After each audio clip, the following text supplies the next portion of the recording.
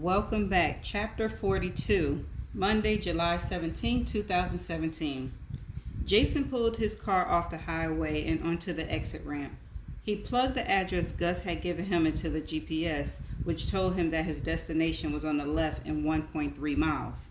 A light drizzle fell, and the lights of New York collected in a matrix of yellow and red starbursts on his windshield until his wiper swept them away and allowed the halo to begin forming anew.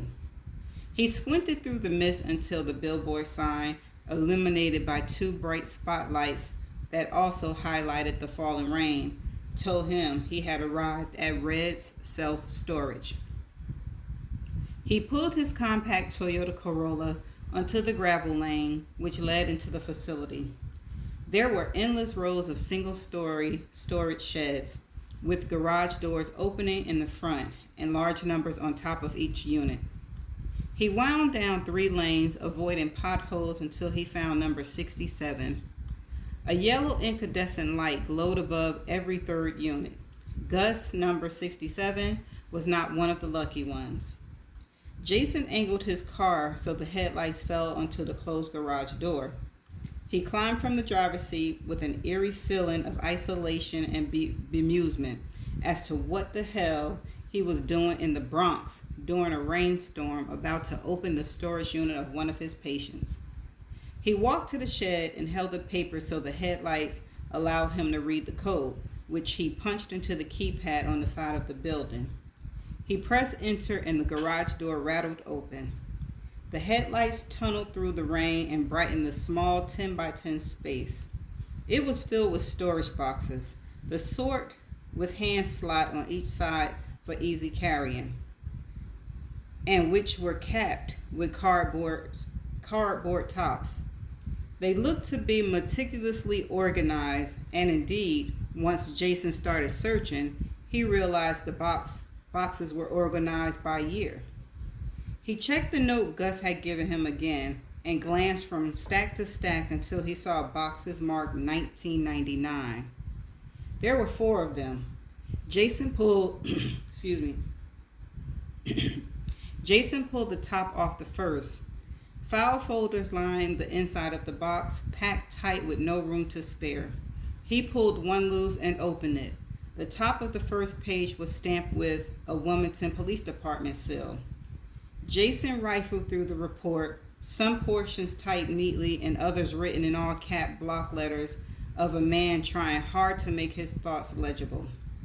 Jason leafed through a few pages and then glanced at the bottom of the report and saw the scribbled signature. The hurry scratch of the name was indecipherable, but typed underneath was Detective Gusto Marino. Jason stood bathed in the glow of the headlights as the rain came down harder now, pelting the metal roof of the storage facility. "Damn, Gus," he said out loud. "I thought you were retired." A few minutes later, he backed his car to the opening of the storage unit, opened the trunk, and loaded all 4 boxes from 1999. That was the end of chapter 42. Chapter 43. Tuesday, July 18, 2017. Traversing the hallways was an accomplishment, but still carried the weight of embarrassment. The corridors were tackled only after a nurse set him up with his walker and got him started like a child bicycling for the first time without training wheels. Look at him go. Gus could almost hear the nurse yell that when she let go of the tennis ball-coated walker as he took off shuffling the linoleum runaways. But he swallowed his pride and kept his ass moving. Navigating the room, too, was becoming something he could handle. Thanks to Jason's drill sergeant-style physical therapy sessions, Gus could manage his way into and out of bed all on his own. He had become proficient at attaching his prosthetic and was able to hobble around his room on crutches, no longer at the staff's mercy when he needed to take a leak. It was a healthy milestone both for him and for the nurses he was driving to the brink of insanity. Tonight he waited until the rehab prison was dark and quiet, until the hallways outside his room were soft with night lighting. He knew he had 2 or 3 unfettered hours now that the overnight nurse had left his room. He no longer needed the hourly medicine checks, the repositioning, or the drainage of his tubes or catheter. His hard work had earned him 3 hours of freedom each night, and he planned to take advantage of them. Slowly he shifted on the bed until his leg hung from the side and his stump floated in the air. He attached the prosthesis. He hadn't quite conquered the proper technique, and the pain of the maneuver was shocking. When it passed, he eased off the bed, took hold of his walker, and hobbled to the closet. Inside were the 4 boxes Jason had brought from the storage unit the night before. It had taken all the patience he had left in him to wait until now, 3 a.m., to retrieve them. It took 20 minutes to drag the boxes to the bedside chair, but finally, retired Detective Gusto Marino sat with his files stacked around him. For a moment, he felt like his old self. He opened the first box, plucked the folder from within, and spread the contents across the overbed table. The pain in his hip from the last 30 minutes of effort faded. He hadn't felt this alive in years. The files were marked 1999. It had been so long he hadn't been sure of the name, but over the 4th of July weekend when he binge-watched the Grace Abode documentary on Jason's iPad, it had come to him. Now the files of Henry Anderson was in front of him. He ran his index finger under the name Henry Anderson. The boy was 18 years old when he died. Gus, who finished his career with the New York Police Department Detective Bureau, had been a senior detective out in the sticks of Wilmington, New York, back in 1999, and was called to investigate the boy's death, which occurred on Whiteface Mountain. A few minutes of paging through the reports was all it took to transport Gus across the years. The memories flooded back to him. 2 hours into reviewing the files, the rising sun brought dawn through his hospital windows and slanted a bright streak across his table. By then, Gus remembered vividly the boy named Henry Anderson, as if Gus were still working the case.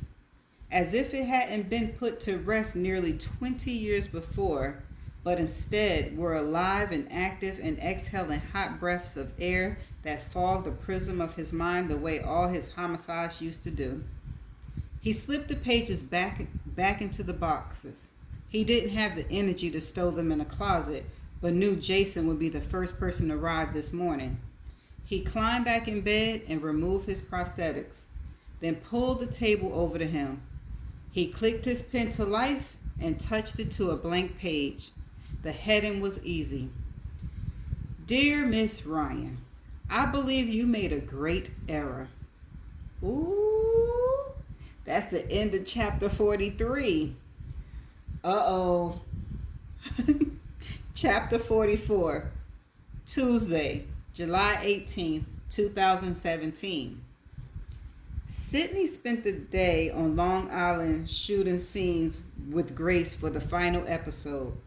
Grace had a few destinations in mind that she told Sydney she had dreamed about in Bordelias.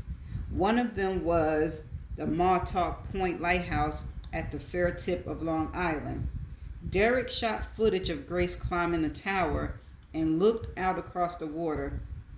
Sydney, watching Grace stand at the top of the lighthouse, propped on her tiptoes while holding the railing and with the breeze splaying her sweater behind her like a cape, considered that the scene exemplified in the very definition of freedom. It might make the perfect ending to episode 10.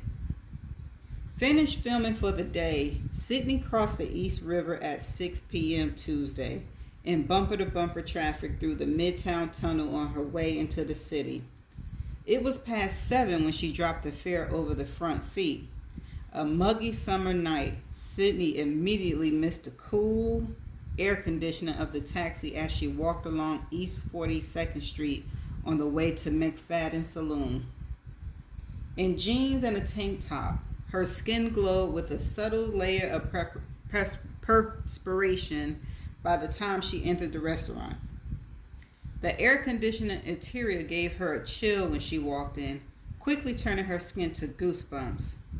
She spotted Graham Cromwell across the bar, and he raised his hand to wave. He slid off the stool as she approached, and Sydney was surprised when he kissed her on the cheek.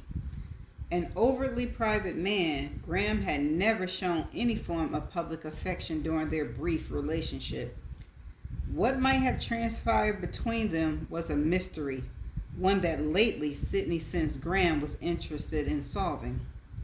During times of pure honesty, Sydney admitted to herself that she wondered too. But there were many success stories that started by sleeping with your boss, and as a fiercely independent woman, Sydney refused to give anyone a reason to call her success something it was not. It had been more than a year now since the two had been intimate, and Sydney's longing had finally faded like an old scar. Just a faint splotch of pink remained where once a wide wound had been. Nowadays, their relationship was such that they usually managed at least one lunch during the week or coffee in the morning. Sometimes they met for drinks in the evening. Work was always the topic, but it was nice to get away from the stuffiness of the office. "Hi," Graham said. Sydney smiled. "What's gotten into you?" "Relax. I'm happy to see you outside the office." "Things have been crazy for the last week or so." "How'd it go?" "Today? I don't know. I got some good footage and sound bites from her, but her reunion last night? Probably the saddest thing I've ever seen," Sydney said. "She's almost 40 years old and she has no one in her life." Graham sat back onto his stool. "But she's out of jail, so you can hang your hat on that." Sydney took the stool next to him. "It's so goddamn unfair. She was a young girl on her way to a surgical residency and a promising career. Then, in an effort to put a notch on his belt and settle a terrible crime, some tropical beach ranger pinned a murder conviction around her neck and ruined her life. Sid, you've done this before. Without you, she'd still be sitting in jail. What's worse, to be free and starting over, or to be incarcerated? Because those are the only two options." "She didn't do it, Graham, which is why she's free today." "How does she get the last 10 years back?" "She doesn't." Graham lifted his hand when the bartender passed by. "She's going to need something quickly." "Casamigos on the rocks," Sydney said. "I thought you were a tequila drinker." "I am. It gets George Clooney. It's George Clooney's brand." "George Clooney makes tequila?" Sydney looked at Graham in the dim light of the tavern. "How old are you?" The bartender delivered her drinks. Sydney squeezed a lime over the top and took a sip. "She doesn't get the years back, Sid," Graham said after a moment of silence. "But she gets the next 10 years and the 10 years after that. And it's all because of your work." "You know the worst part? Her best friend, one of the only people who stayed in touch with her, is a successful doctor." "Why is that a bad thing? Isn't her friend helping her out?" "She is, but years ago, they went to medical school at the same time. Now, Grace's friend is set up in this crazy apartment at Windsor Tower. She's got a bustling private practice and her whole damn life set up pretty as can be. The entire time I was with Grace the other night, I could see it in her eyes. She was imagining her own life if things had not gone to hell." "Why has this gotten you so wound up? You've done this three other times and it's never bothered you like this." Sydney spun her drink as the ice formed beaded condensation that rolled down onto the mahogany bar. "I don't know. It's just a travesty. You know, my desk is filled with letters begging for help. Each writer claiming to have been wrongfully convicted.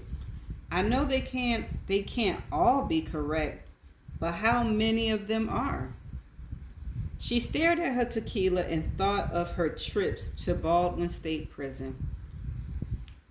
I don't mean to be insensitive, Graham said after a moment of silence, but who the hell cares?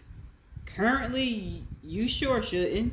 You've got the biggest story in the country sitting in your lap. You've got the most watched documentary in television history on your shoulders. 22 million people tuned in last Friday. That's bigger than the Jinx.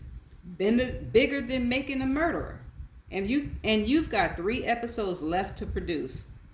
That's where your focus should be, not on a bunch of envelopes sitting on your desk from a bunch of deadbeats hoping to get lucky. You're not a crusader, Sid. You're a filmmaker. And you're on a hell of a run. Don't get sidetracked with sentimentality. You want to help all the wrongfully convicted?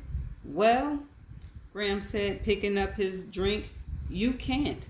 Because sadly, there are too many for one person to tackle. That's what the Innocent Project is for, and all the other organizations that fight on behalf of the wrongfully convicted. You want to help someone else when you're done with the girl of Sugar Beach? Good. The network wants that as well. You want the details now, or you want to be surprised when you come in tomorrow? I don't really care about the next one, Graham. I think you'll change your mind when you see the details. Sydney shook her head. I doubt it. Graham tipped his scotch back and emptied his glass. You want to mourn Grace Bow? Fine. She'll never be a doctor like her friend. That's too bad. But she's likely to get a truckload of money when she sues the St. Lucia's government. So financially, she'll do just fine. She won't get those years back, but that's why it's a story. That's why it's the biggest documentary we've ever seen. So worry and fret all you want, but do it after you finish this documentary. Sydney took a sip of Casamigos and stared into the mirror behind the bar, her image intermittently blocked by the score of liquor bottles. Spoken like a true suit, she said. You'll excuse my concern. I put my reputation on the line to get this project green lit. I'd say you're doing pretty well on that bet. And I want to make sure it pays off for both of us. Where are you with Friday's episode? Sydney continued to stare into the mirror. I'm meeting with Leslie early tomorrow to make the final cuts. I'll have it to production by noon. Sydney took another sip of her drink and wondered how this casual meeting had gone to crap so quickly. You hungry? Graham finally asked. She shook her head. Christ, Sid, please don't steal defeat from the jaws of victory. Graham stood and dropped 2 20s next to his empty scotch and walked out of the bar. She watched him leave, following his image through the marred liquor bottles in the mirror. When he was gone, she finished her drink and ordered another. She was halfway through her second tequila when a man took a seat on a stool next to her. She looked down the bar at the several open seats where he could have chosen to sit. Before Sydney could contemplate whether he was going to offer to buy her a drink or whether this guy simply had no appreciation for personal space, he turned to her. Are you Sydney Ryan? Depends on who wants to know. I do. Do you have a name? Jason. What paper you work for, Jason? I'm not a reporter. I just need to give you this. He pulled a white envelope from the back pocket of his jeans and slid it across the bar. Let me guess, Sydney said. A relative is in jail for a crime he didn't commit? Nope, Jason said as he stood up. But before you get too much further in your documentary, you better read that. Have a good night. It was the second time in 10 minutes that a man had promptly walked away from her. This time, Sydney turned from the bar to watch him exit through the front door and into the summer night. When the stranger was gone, she twisted her stool back to the bar and looked at the envelope he had left. She picked it up, slid her fingers under the flap, and pulled out a single page. She looked around the bar before she read it, as if some great secret might be revealed within. It was written in a man's abrupt penmanship. Here we go, y'all.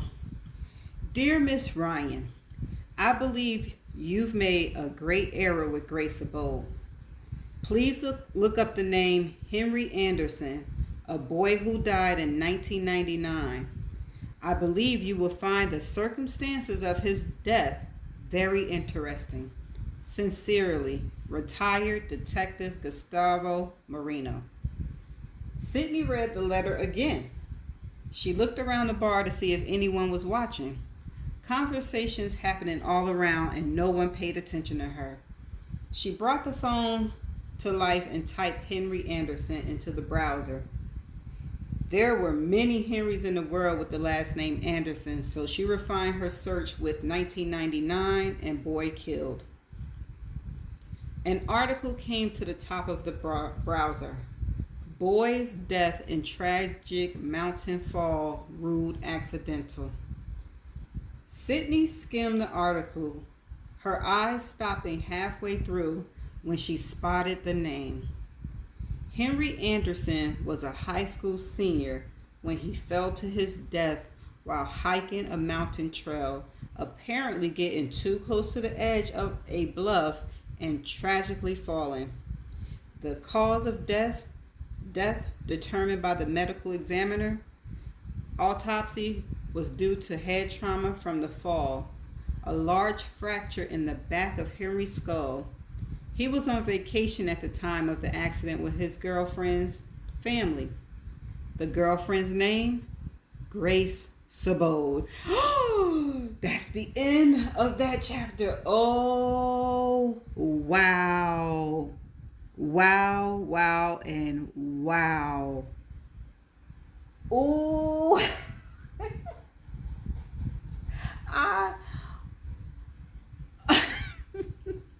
I am kind of lost for words, and that is because my aunt is also following this book, and we have discussions after some juicy parts. And we talked, what was it, Sunday? And she said, and she's been saying that Grace have been on her radar from day one. And Grace have not been on my radar since day one. I honestly, my Ellie was on my radar. And wow. So my aunt might be right on this one. It was Grace. She did it. And wow. So now we know why Gus is in the picture. So with that being said, right? Do all of them know that Grace did something to this guy in 1999 and then she did the same thing to Julian? We gonna have to find out. So I'm gonna see y'all in the next chapter. Bye. I'm back real quick because this is the part that's before part 4. So I'm going to read this part. Jury deliberation day 3.